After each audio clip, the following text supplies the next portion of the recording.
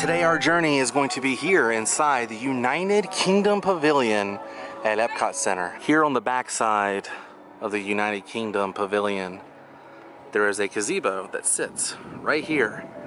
And some really cool Disney history actually happened right here on the left side of that gazebo. Hi everybody and welcome to the world of Micah. Today we're going to be talking about a historical day back in 1982 where Lillian Disney, who was Walt's widow, Diane Miller, who was Diane Disney Miller, who was Walt's daughter, and a 22-year-old Jenny Miller, who was Diane and Ron Miller's daughter, all three Disney women out here in the middle of the United Kingdom Pavilion being interviewed by a man named Bob Allen. A young Bob Allen and his crew brought the three women out here. I read in the interview they had breakfast, some tea, and then they sat at this gazebo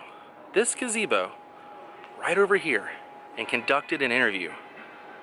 And I wanted to talk about the historical moment that was here, show you guys some photographs of where it took place, and then also talk about the future of this area, because if you guys have been keeping up with D23 or any of the Disney announcements for the huge Epcot overhaul that is happening, you know that Cherry Tree Lane, past Admiral Boome's house, and finally make your way on to number 17, the Banks residence of Cherry Tree Lane. Mary Poppins is finally getting an attraction, and I'm so thankful. And today we're going to be talking about Disney history, and we might run into Mary. It just depends on how the wind blows. But let's take a closer look and travel back to the year 1982.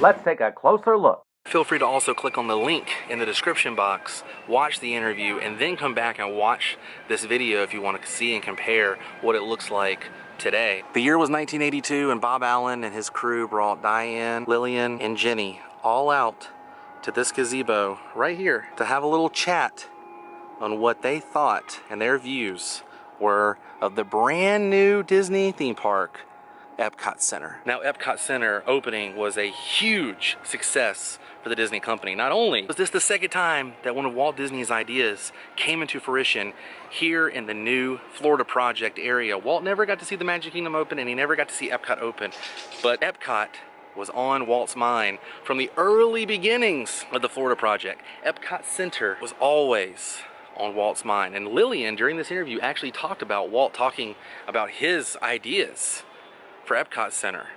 She said in the interview he actually was drawing on little napkins when they go out to eat, and he's like, yeah, we're gonna have this and this and this.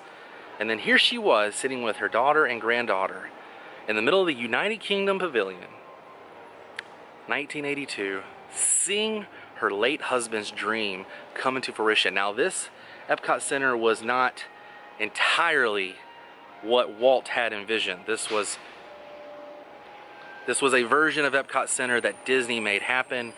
A lot of people talk about the differences between Disney's idea and what Walt Disney's idea was for this park. But that's not what I want to talk about today. I want to talk about the fact that three women of the Disney name were all three here inside this park after Walt had passed on, and giving a fantastic interview. And it happened right here, and not a lot of people know. This was probably one of the last times that Lillian Disney actually gave an interview, and probably the only time Lillian gave an interview on film or photograph inside a Disney park. And Bob's team were set up inside this gazebo. Now, difficult to see what it looks like on the inside. The curtain's down because there are instruments, but I'm going to try and match up everything as close as I possibly can. Now, walking on this side, they would have had the bench right here on this side. The women would have been facing that way. Bob and his crew facing this way towards Tudor Lane and the lower Regency Street. Lillian would have been in the middle, Diane on this side, and Jenny on this side. And in the shot, you can see this white pole to the left of Diane as she was sitting. And the camera would have been looking right over here, right over where Miss Mary Poppins is actually meeting. And this right here is the shot looking behind where the three women were seated. Now, where Mary is standing, there used to be a trash can, but everything else looks the exact same. Kind of hard to believe that the 3 women that Walt left behind were here seeing a husband, a father, and a grandfather's dream finally finished. But I believe they had the same mindset that Walt had. Disney World and Disneyland will never be complete as long as there is imagination. But according to Lillian, when Bob Allen asked her, "What do you think we should do next?" she said, "This is it. I think you've done enough. It's done." She asked him, "What do you think they should do?" And he pretty much said, "Oh, I have some ideas." Now this is before a time of Disney's Hollywood Studios, also a time before Disney's California Adventure out on the West Coast, and Animal Kingdom was not a thing. The only thing you had, as far as Disney parks go, Disneyland, the original Magic Kingdom out on the West Coast. You had Magic Kingdom of Walt Disney World, the vacation kingdom of the world. And then you had Epcot Center. Could you imagine being here on that day in 1982 and just looking over and seeing 3 women sitting in that gazebo right there conducting an interview and wondering, I wonder who they are. This is the kind of stuff that's mind-blowing to me, you guys. This is Disney history, and this is really good Disney history inside the theme parks. They just had such a Walt-like mindset. You can see that that mindset ran in the family. The way they were like, it's so beautiful, and it's so opened, and I love the part where they were talking about the construction of it, and Diane mentions that her father used to say, "Oh, we're really pushing dirt around there." And then Diane came out here and saw them actually pushing dirt, and she got excited just like her father used to.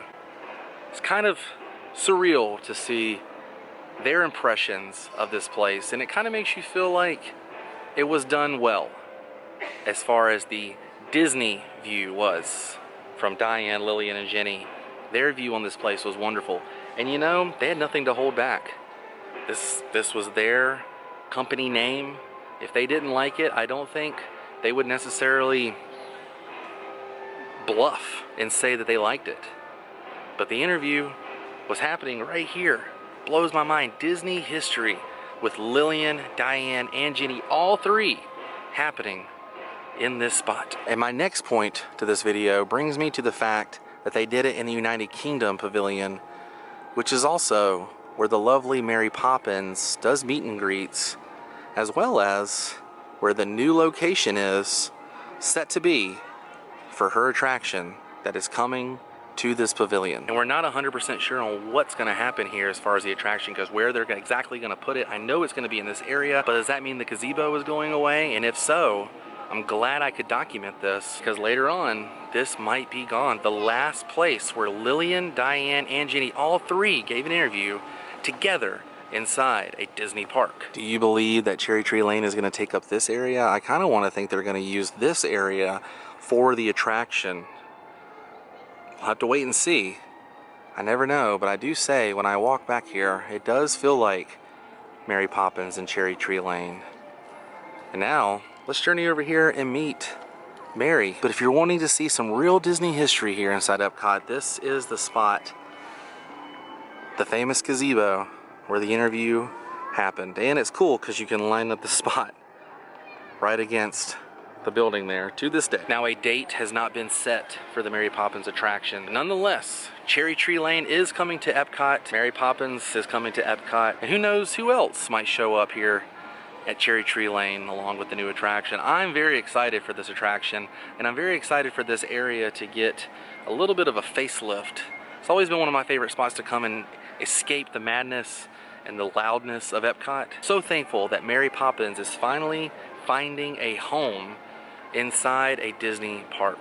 And I'm almost 100% positive that Walt, Lillian, Diane, and Jenny would all agree that this is the spot for Mary to be. Well, you guys, I think we had a good little chat on some history and future happenings here at the United Kingdom Pavilion, and I think it's time to say goodbye. But if you enjoyed this little episode and chit chat, please give me a big thumbs up, and if you're looking forward to the new Mary Poppins attraction, comment below, let me know what your thoughts are on this place transforming into Cherry Tree Lane, and also give me your thoughts on the interview with Diane, Lillian, and Jenny, because that's some cool Disney history that happened right over there in that gazebo, and not a lot of people know that's the spot that it happened. If you would like to support my channel, please visit my Patreon page at patreon.com/worldofmicah. We're donating $1 a month can help fund episodes just like this. Looking forward to getting updates, opening dates, and new things coming to Epcot for Cherry Tree Lane. I'm so excited for this Disney attraction. And if they do decide to get rid of the gazebo, I'm so glad we had this chit chat, this discussion, this talk about that historical day back in 1982. But we'll have to see what the future holds. Until then, I'll see you on the next episode of World of Mike, everybody. Stay weird. Goodbye.